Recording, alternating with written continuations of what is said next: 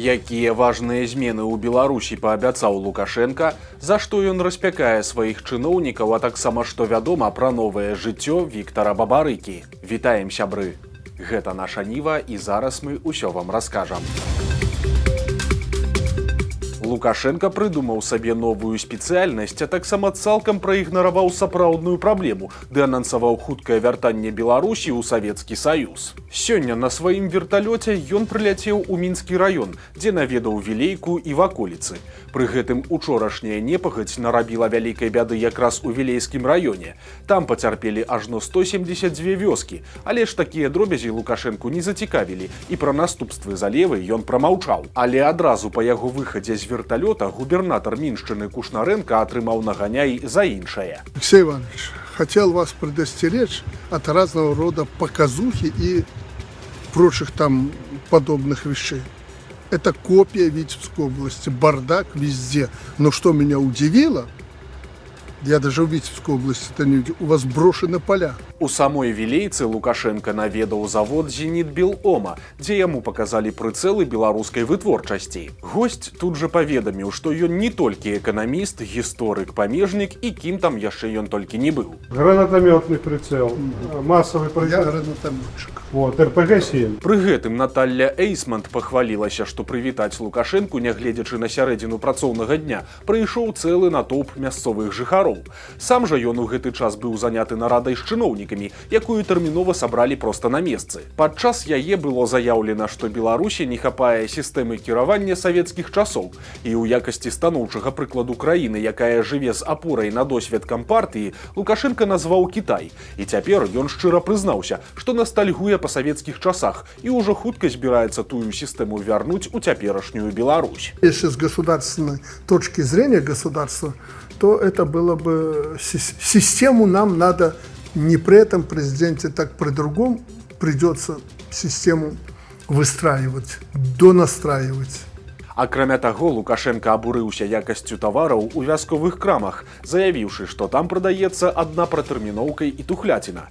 Таксама ён па-ранейшаму незадаволены цэнамі. Лукашенко паведаміў, што ўрад не справіўся і не змог прыдумаць нейкі працуючы механізм цанавога кантролю. Цытата. «Парушэнні дысцыпліны коштаў дапускаюцца паўсюдна і нават заводзілі крымінальныя справы». Праўда, што цяпер будуць рабіць чыноўнікі, незразумела, бо і сам Лукашенко абяцаў выдумаць нейкую загадкавую формулу справядлівасці, але ж вынік, як бачым, не спадабаўся нават яму. Ну а гандлёвыя сеткі атрымалі папрок за недастатковы продаж беларускіх тавараў. Маўляў, праз гэта грошы, якія маглі б застацца ў Беларусі, выцякаюць з нашай эканомікі за мяжу. Але ж рэцэпта, як выпраўляць сітуацыю, эканаміст і гранатамётчык сваім падначаленым не даў. Таксама прагучала, што з вінаватых чыноўнікаў і аграрыяў ужо стварылі дзве батальённа-тактычныя групы агульнай колькасцю у 500 чалавек. Праўда, у войска, здаецца, іх усё ж не адправіць, а пагоняць ці то на палі, ці то яшчэ куды. Бо проста цяпер кіраўнік Мінскай вобласці атрымаў загад неадкладна загрузіць працай тых няшчасных калгасных штрафнікоў. Таксама Лукашенко параіў беларусам прыгледзецца да хатінгу, які па-руску называецца ізбінг. Прасцей кажучы, купляць пустыя дамы і участкі ў невялікіх населеных пунктах, далей ад гарадской мітусні. Ён па-ранейшаму упэўнены, што ў будучыні менавіта аграгарадкі і буйныя вёскі застануцца і будуць развівацца, а вось невялікія вёсачкі, магчыма, часткова знікнуць альбо ператворацца ў іншыя фарматы.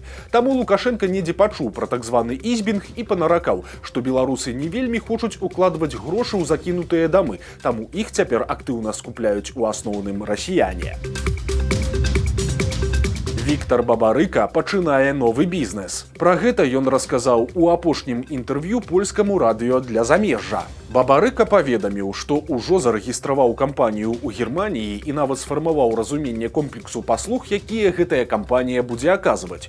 Ужо нават вядуцца перамовы аб заключэнні першых кантрактаў. І як не дзіўна, але былы банкір цяпер будзе займацца зусім не фінансамі. Галоўным кірункам дзейнасці Бабарыкі цяпер будзе кансалтынг і праца ў сферы штучнага інтэлекту. інтэлекту. Дзейнасць яго кампаніі будзе накіраваная менавіта на інтэграцыю новых тэхналогій. Прасцей кажучы, гэта дапамога людзям і бізнесу, каб штучны інтэлект стаў натуральнай часткай іх паўсядзённага жыцця і працы. Таксама Бабарыка падкрэслівае, што цяпер называць яго палітыкам, напэўна, будзе няправільна, бо актыўнай палітычнай дзейнасці ён не вядзе і, умоўна кажучы, за крэсла прэзідэнта ўжо не змагаецца. Але ён кажа, што ў палітычным поле застанецца, і цытата «партнёры і людзі, з якімі мы супрацоўнічаем, альбо праекты, якімі мы займаемся і будзем займацца, безумоўна звязаныя з тымі, хто займаецца палітыкай». Канец цытаты. Лукашенко зладзіў важныя перастаноўкі ў следчым камітэце, і сілавікі, якія пераследавалі як сям'ю Ціханаўскіх, так і іншых апанентаў рэжыму, цяпер пайшлі на павышэнне. Паводле апошняга ўказу начальнікам управлення следчага камітэта па Мінскай вобласці стаў Уладзімір Шышко, па Магілёўскай Аляксандр Пратасавіцкі, а па Гродзенскай Аляксандр Агафонаў. Усе яны раней займаліся гучнымі справамі, у тым ліку і палітычнымі, і цяпер Радыё Свабода згадала працоўныя подзвігі ўсіх траіх. Самы вядомы з новых начальнікаў гэта, напэўна, Аляксандр Агафонаў. Менавіта ён ачоліваў следчую групу, якая ў 2020 годзе займалася справай супраць вагнераўцаў, затрыманых пад Мінскам напярэдадні прэзідэнцкіх выбараў. Праўда, неўзабаве затрыманых адпусцілі, і расследаванне скончылася нічым. Таксама Агафонаў у дзяржаўных СМІ каментаваў справы супраць Сергея Ціханаўскага і добраахвотнікаў каліноўцаў.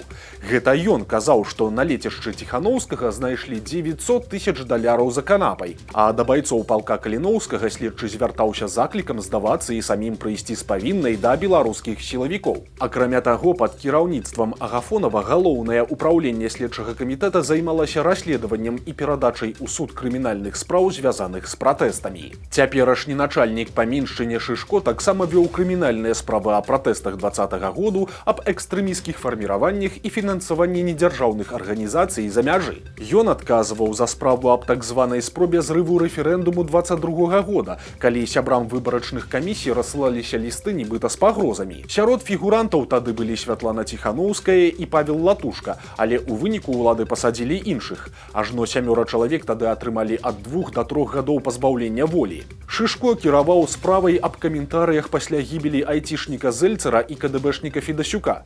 Менавіта пад кіраўніцтвам гэтага следчага заводзілі справы за паведамленні ў сацыяльных сетках і ў выніку пакаралі каля 60 чалавек. Таксама Шышко займаўся справай супраць каардынацыйнай рады, дзейнасць якой разглядалі як стварэнне экстрэміскага фарміравання з мэтай захопу дзяржаўнай улады. А вось новы начальнік магілёўскіх следчых Пратасавіцкі адзначыўся іншым.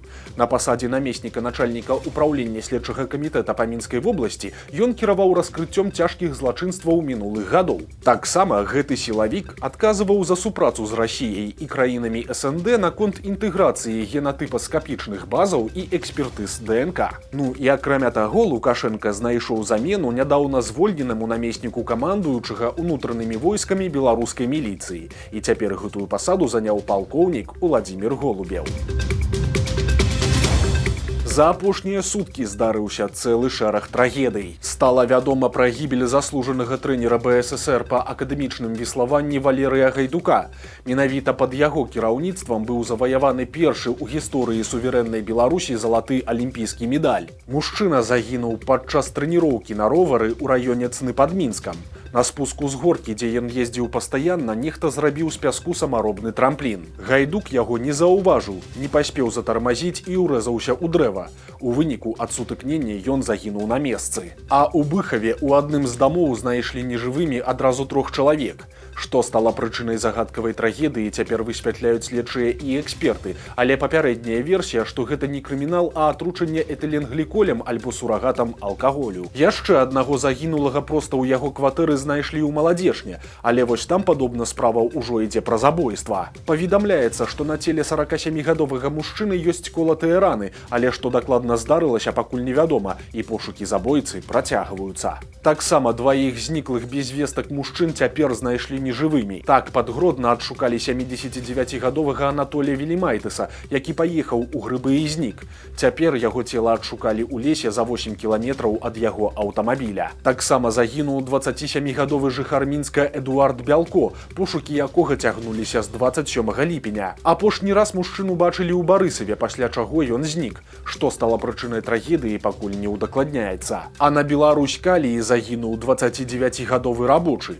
Няшчасце здарылася 6 жніўня на 4-м рудніку, і на прадпрыемстве ўжо нават пацвердзілі здарэнне. Паводле афіцыйнай інфармацыі, падчас выканання работ з пагрузчыкам маладога дзяжурнага па рамонце ударыла токам, і выратаваць яго не ўдалося. Па факце здарэння следчы камітэт завёў крымінальную справу і цяпер шукае вінаватых. Адметна, што гэта ўжо другая трагедыя на прадпрыемстве за гэтае лета. Так, 11 чэрвеня на рудніку 3-га рудаўпраўлення абрынулася дзвярная перамычка, і тады загінуў 51гадовы рабочы. Тым часам сілавікі пачалі ціснуць на сваякоў журналістаў, якія з'ехалі за мяжу. За апошнія тыдні праваабаронцы атрымалі звесткі як мінімум пра 15 такіх выпадкаў. Да сваякоў прыходзяць як участковыя міліцыянеры, так і супрацоўнікі КДБ і Губазік. Нагодай для візіту часцей за ўсё становіцца размова пра дзяцей, якія з'ехалі за мяжу, і пытанні аб іх месцазнаходжанні. Часам пытаюцца, хто яшчэ зарэгістраваны альбо пражывае ў кватэры. У некаторых выпадках праводзіліся ператрусы і агляд памяшканняў, частку людзей выклікалі на допыты. Некалькіх чалавек нават прымусілі здаць сліну ў якасці ўзору генетычнага матэрыялу. Прычым часам сілавікі прыходзяць не толькі дадому да сваякоў, але і на працу, што можа ствараць для людзей дадатковыя праблемы. У яйках вядомага беларускага вытворцы знайшлі небяспечны для чалавека антыбіётык. Але ўлады вырашылі пакінуць гэтую праблему ў сакрэце. І цяпер журналісты партала «Зеркала» даведаліся пра гэта, атрымаўшы закрытыя дакументы Міністэрства сельскай гаспадаркі. Дык вось, паводле іх, падчас праверкі філіяла птушкафабрыкі «Дружба» ў Брэскай вобласці, у курыных яйках быў выяўлены энрафлаксацын. Антыбіётык, які выкарыстоўваецца толькі ў ветэрынарыі для лячэння сельскагаспадарчых хатніх жывёл і птушак. Ён не адобраны для лячэння людзей, бо таксічна ўздзейнічае на чалавека. Энрафлаксацын не павінен прысутнічаць у гатовай прадукцыі, калі на вытворчасці выконваюць тэрміны яго вывядзення, і ў курыных яйках, прызначаных у ежу, гэтага рэчыва быць у прынцыпе не павінна. У выніку кантралёры загадалі тэрмінова спыніць продаж праблемнай партыі яек і адазваць з крамаў тое, што ўжо было адгружана.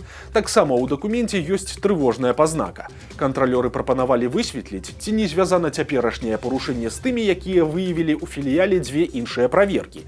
Але што за парушэнні знайшлі тады, у дакуменце не паведамляецца.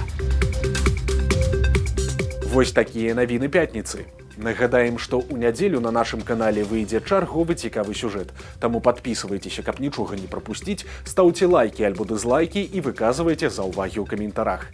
І, канешне, чытайце нашу ніву, глядзіце нашу ніву і любіце Беларусь. До сустрэчы ў нядзелю.